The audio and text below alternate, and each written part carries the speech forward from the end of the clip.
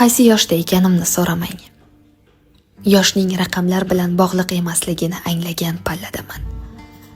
Ichimda ba'zan quvnoq bir bola, ba'zan esa charchaydigan bir qariya yashaydi. Shovqinga toqatim qolmagan, olomondan uzoqlashgan, atrofimdagi keraksiz odamlarni saralab oladigan yoshdaman. Quyoshning chiqishi va botishini shunchaki hayrat bilan tomosha qiladigan emas, chiqqan quyoshga shukr qiladigan, botgan quyoshga esa biroz mahzun bo'ladigan yoshdaman. Har jilmayish samimiyat emasligini, har va'da amal bilan tugamasligini tushungan yoshdaman. Kam gapirib, ko'p kuzatadigan, ko'nglimni har kimga ochmaydigan, sirlarimni sukunatga topshiradigan yoshdaman. Eng muhimi esa, endi hammani o'zim kabi o'ylamaydigan yoshdaman.